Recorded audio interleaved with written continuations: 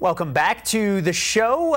Coming up this weekend, there's going to be, in addition to Mother's Day and hopefully some great weather, we'll find out about that in just a moment, there's going to be a series of walks being given in Salt Lake City and around the country through the organization known as JWUSA. And Nate Currey is here to tell us a little bit more about it and what's going to be going on, because these are really some unique ways of, there are all kinds of city tours, but this is something a little bit different. First of all, tell people a little bit about what Jane's Walk USA is all about. Sure, yeah. So Jane's Walk USA is an organization, a nonprofit based here in Salt Lake City. We're national in scope, where at the beginning of May, we host a series of free neighborhood walks all across the United States, led by local people.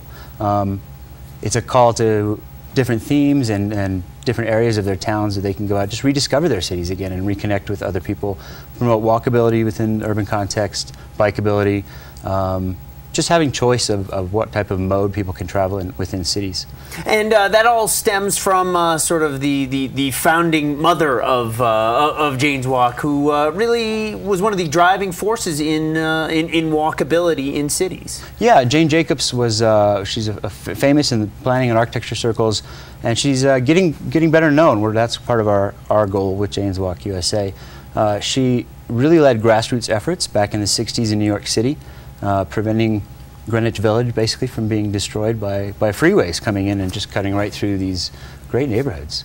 And we think of Greenwich Village for our generation as Sesame Street. That's what it's based off of. So we can all visualize that, a freeway would have gone right through Sesame Street, basically. So. Yeah, there is not a much more walkable area than Greenwich Village, or really almost any of the neighborhoods in New York. That's right. That's right. So, New York doesn't translate necessarily to Utah, but there's plenty that we can celebrate here in Salt Lake Valley. We actually have an event Saturday as well in Heber Valley.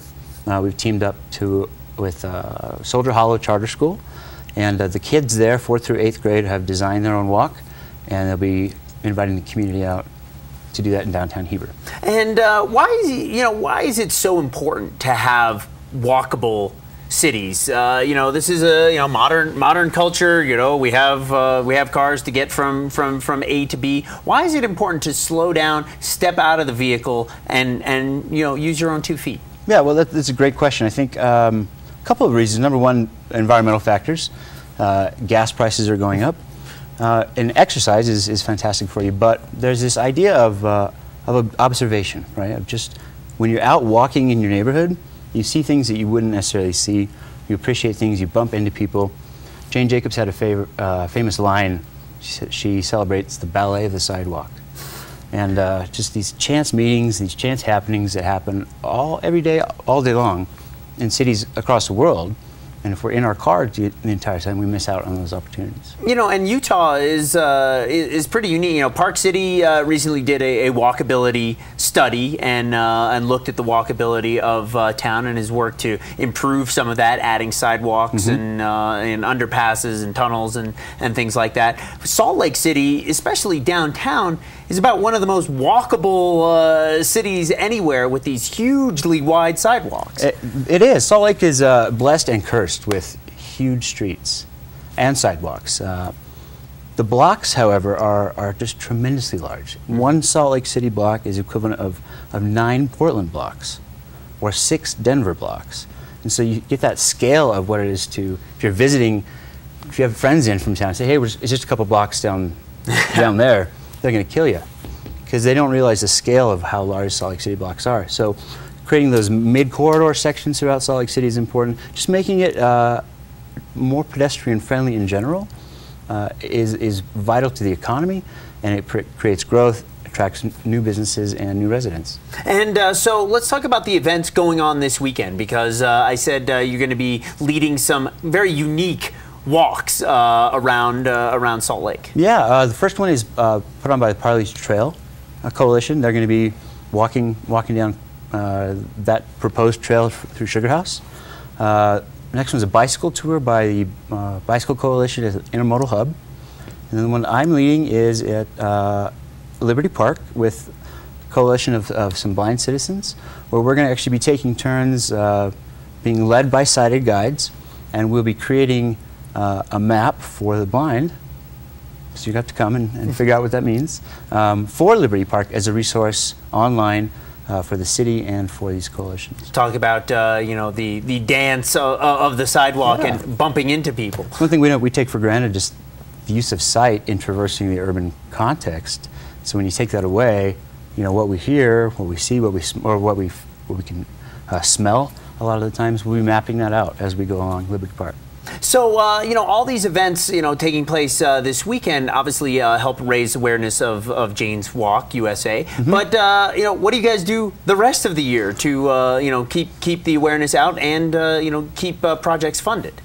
Well, that's a you asked a great question there. Actually, we actually work for free. This is a completely free event. All of us are just a labor of love. We all volunteer at the website. Everything is done for free.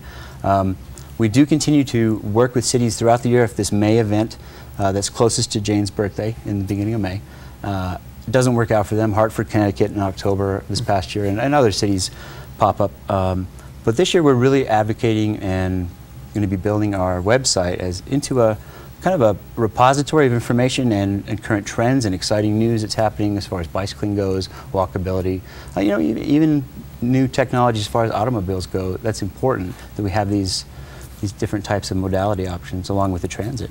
Fantastic. All right. Well, if people do want more information on the events going on this weekend, where to meet up, what time, you know, what to bring, things like that, where do they go? Just go to janeswalkusa.org, and you'll see right on the right-hand side of the screen all the cities listed. Just click on your city, and all the events with times and the schedule is there. Where to meet, and it's going to be fun. It's going to be a great weekend. Come out, bring your mom for Mother's Day early.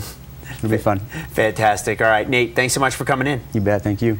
Amy Anderson will be in right after this to fill you in on the weather for Saturday and Sunday and your Jane's Walk, Salt Lake City. Don't go away. Into the valley, 58 tomorrow, 70 on Thursday and Friday. Looks like Jane's Walk, not too bad. Conditions are going to hold out for that event. 70 for your high on Saturday, 54 on your evening low.